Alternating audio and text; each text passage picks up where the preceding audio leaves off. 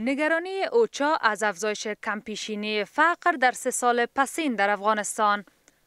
اوچا یا دفتر هماهنگی کمک‌های بشردوستانه سازمان ملل میگوید که در جریان 3 سال پسین شمار افغان‌هایی که در فقر شدید به سر میبرند از 47% به 97% رسیده است.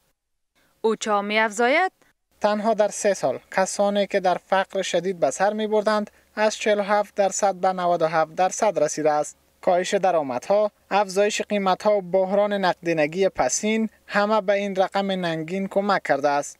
ما باید همین حالا اقدام کنیم.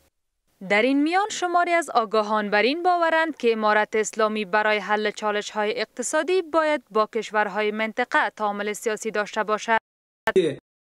رفع تمامی مشکلات اقتصادی تعاملات سیاسی است. ایده که ما ده بار تکرار می‌کنیم، بازم تکرار خواهد کردیم که تنها تعاملات سیاسی است که میتونه ما را از معضلات اقتصادی بیرون کنه.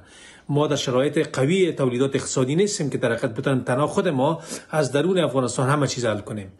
برخی دیگر هم میگویند که این آمار صحت ندارد و ملل متحد و نهادهای مددرسان همواره در گزارش‌هایشان آمار بالا را به کار میبرند. با این حال شفقت علی خان سفیر پاکستان در روسیه در گفتگو با خبرگزاری تاس از آغاز ترانزیت کالا بین دو کشور از خاک افغانستان خبر داده است.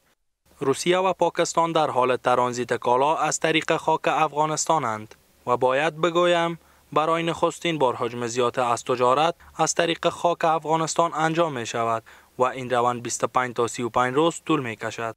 این در حال است که برنامه خوراک سازمان ملل تا کنون به 22 میلیون تن در افغانستان کمک غذایی کرده و در نظر دارد تا در زمستان پیشرو ماهانه به 15 میلیون تن دیگر نیز کمک غذایی بفرستد.